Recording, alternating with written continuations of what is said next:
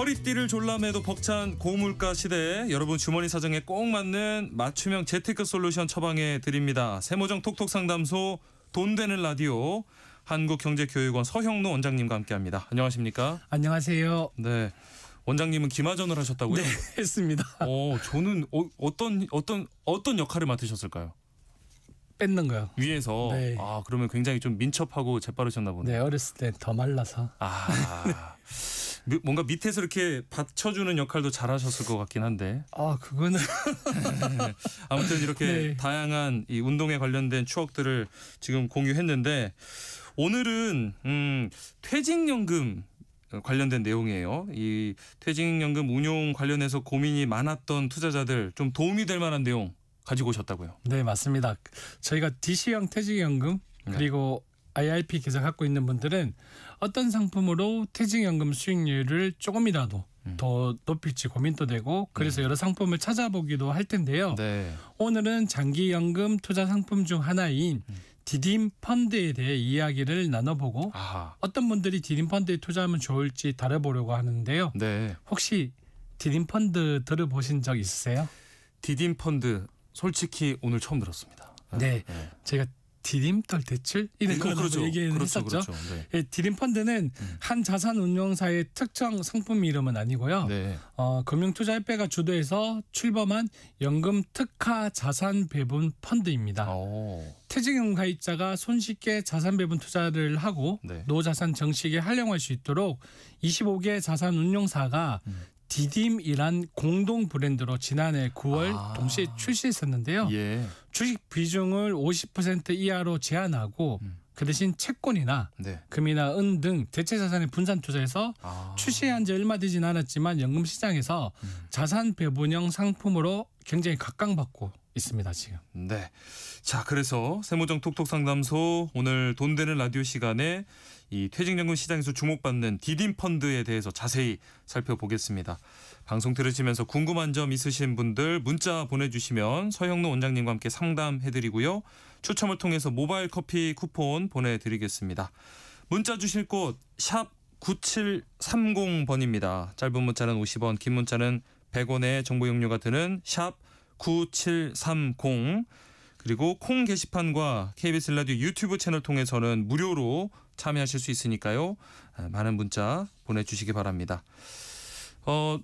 이 디딤 펀드를 처음 들어봤다고 말씀을 드렸지만 비슷한 상품이 좀 기존에 있었던 것 같기도 하고요. 맞습니다. 네. 그 대표적으로 네. TDF라고 하죠.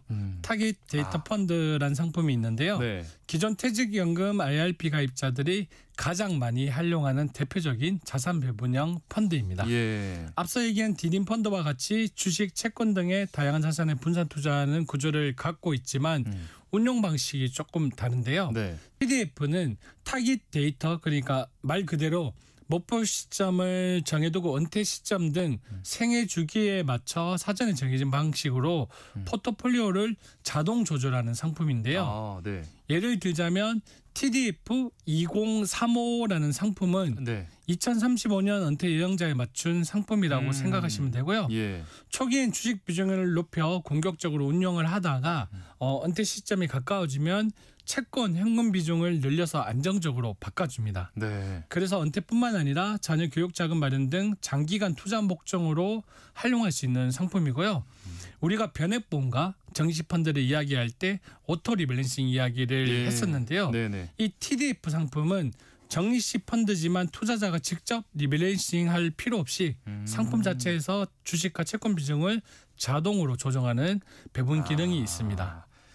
말씀 듣고 보니까 TDF랑 이 디딤 펀드가 비슷한 것 같으면서도 좀 다른 것 같네요. 맞습니다. 네. 그 앞서 얘기한 것처럼 구조와 운용 방식에서 차이가 있는데요. 네. 일단 디딤 펀드는 위험 자산, 그러니까 주식 투자 비중을 50% 이하로 제한하고 있다고 앞서 얘기를 했잖아요. 예.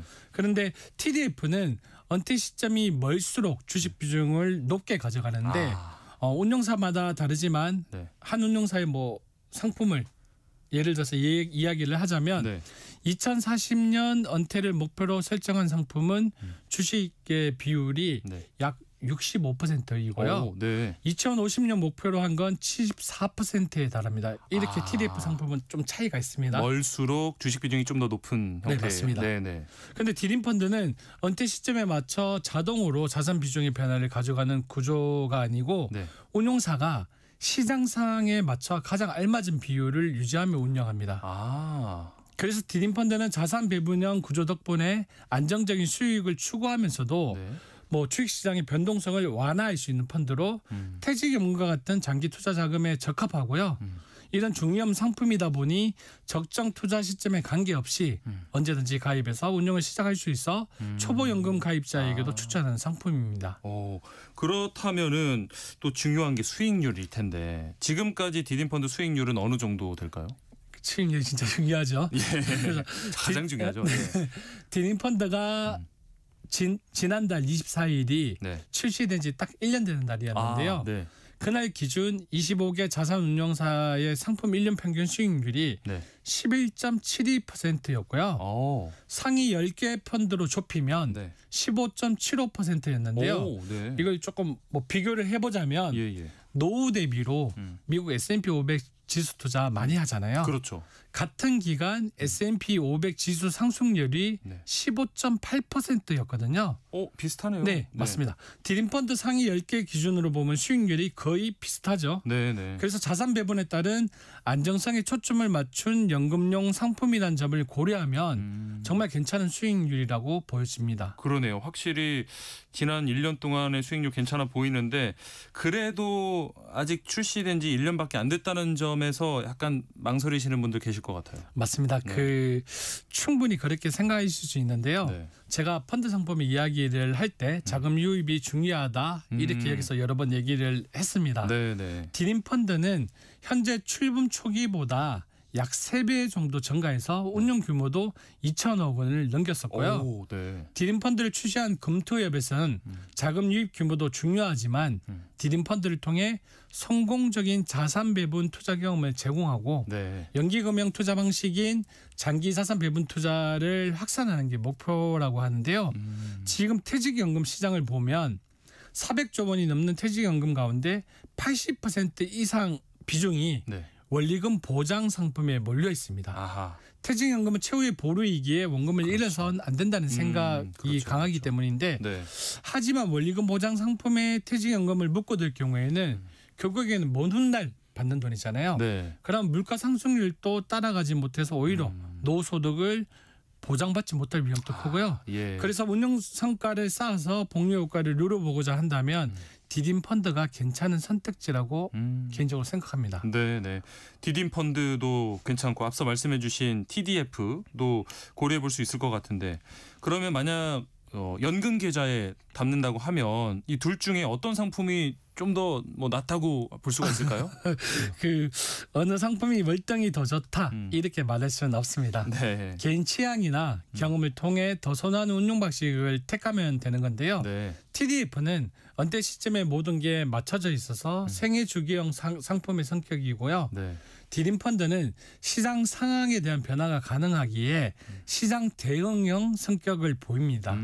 그래서 단기적인 변동성에 흔들리지 않고 장기적으로 연금 자산을 안정적으로 불리고 싶다는 분들에게는 디딤펀드를 추천하고요. 예. 앞서 말한 것처럼 대부분 바쁘다는 이유로 그리고 모른다는 이유로 퇴직연금을 방치하거나 네. 그리고 원리금 보장 상품만 가입하는 경우가 많은데요. 예. 디딤펀드로 장기적인 분산 투자 전략을 가져가는 것도 좋습니다. 디딤펀드. 네. 그리고 TDF의 경우에는 임의로 정한 은퇴 연도에 맞춰 전문가가 알아서 대신 굴려주는 펀드 이렇게 정의하고 싶은데요. 네. 내가 지금은 좀 공격적으로 투자하다가 은퇴 시점엔 현금흐름을 만들어가고 싶다. 이런 생각을 가지고는 있지만 스스로 판단하기도 실천하기도 쉽지 않은 것 같아 망설여지는 분들에게는 괜찮은 선택지가 될 수 있습니다. 네. 이 상품이 젊었을 때 위험 자산인 주식 비중을 높여서 공격적으로 운영하고 은퇴 시점이 가까워지면 채권 비중을 높여 안정적으로 운영해 줍니다. 네.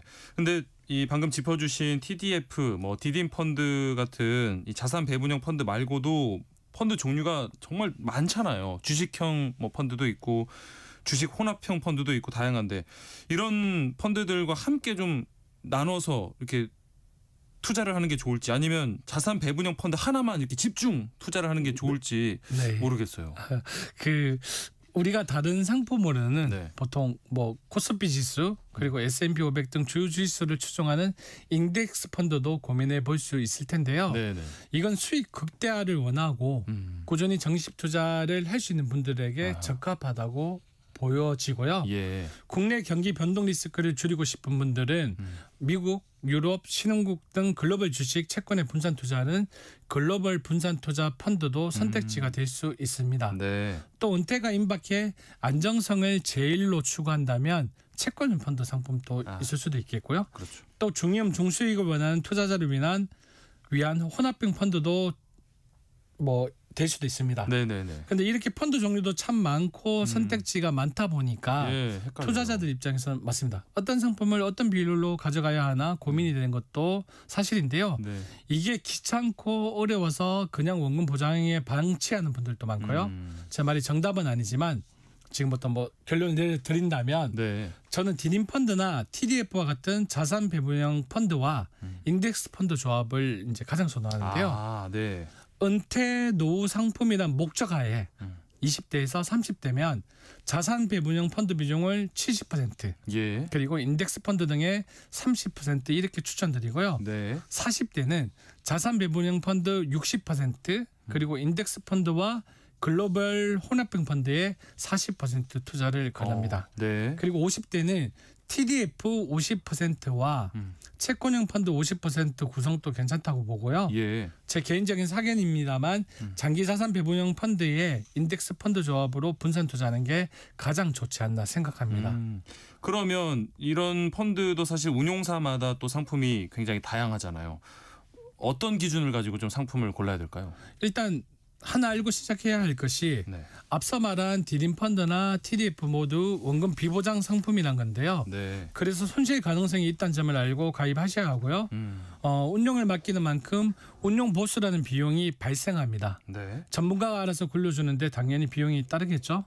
처음 봤을 땐 그 수수료가 미미해 보여도 네. 20년, 30년 쌓이면 눈덩이처럼 불어납니다. 그렇죠. 그래서 꼭 펀드 선택 시 보수율을 꼼꼼하게 비교해 보시고요. 네. 또 환매나 전환 시 발생하는 수수료가 있는지도 미리 확인해야 합니다. 또 하나 내 돈을 굴리는 건 결국 펀드 매니저잖아요. 네네. 큰 자금을 이 전문가에게 맡기는 거니까 어떻게 운영하는지 성과는 어떤지 확인해야 하는데요. 과거 수익률이 미래를 보장해 주는 것만은 아니죠. 네. 근데 다만 이 펀드가 어떤 전략을 가졌는지 귀찮고 어렵게 보이겠지만 투자 설명서를 꼭 확인하는 것도 필요합니다. 네. 자, 그러면 이 오늘 주제인 디딤 펀드 가입할 때 주의해야 될 점은 어떤 게 있을까요? 일단은 디딤 펀드는 단기 상품은 아닙니다. 네. 네. 그리고 최소 5년 이상 운영하는 장기 상품이고요. 그리고 요즘처럼 코스피가 계속 급등하잖아요. 네네. 이럴 땐 상대적으로 코스피 연동 상품보다 수익이 낮을 수 있으니 이 점 꼭 염두해 두시고요. 네. 좀 더 공격적으로 코스피 지수에 투자하고 싶다는 분들은 다른 정식 펀드를 활용하는 게 좋습니다. 네. 그리고 디딤 펀드는 정권사 퇴직연금 계좌에서 가입이 가능한데요. 자산 운용사마다 상품 구성과 자산 배분 비율이 다르기 때문에 미리 알아보고 선택하는 것도 중요합니다. 예. 또 운용사별 수익 편차도 있기에 금융투자협회에 접속해서 전자공시 시스템에서 미리 체크해 보는 게 필요합니다. 네. 자, 디딤 펀드를 중심으로 퇴직연금 상품 살펴봤는데 마지막으로 또 뭐 강조해주고 싶은 말씀 있으실까요? 디딤 펀드는 장기 투자 시 복리 효과로 자산을 크게 불릴 수 있다는 점이 가장 큰 이유고요. 네. 시간이 지날수록 누적 수익률이 커지니 노후 대비 연금 자산을 불리는데 효과적인데 네. 지금은 크게 와닿지 않을 수도 있습니다. 하지만 작은 시작이 10년, 20년 후에는 큰 차이를 만드는 잊지 마시고요. 예. 방치해둔 퇴직연금 계좌가 있다면 한번 들여다보는 걸 오늘 추천드립니다. 나중에 먼 훗날 큰 눈덩이가 돼 있는 모습을 기대하면서 지금부터 천천히 굴려 나가야겠죠. 오늘은 연금 특화 자산 배분형 펀드 디딤 펀드에 대해서 이야기 나눠보고 있습니다. 연금 투자 디딤 펀드 관련해서 많은 질문이 들어와 있는데요. 콩으로 김은미 님께서 디딤 펀드도 수수료 있을 텐데 어느 정도나 될까요? 질문 주셨습니다.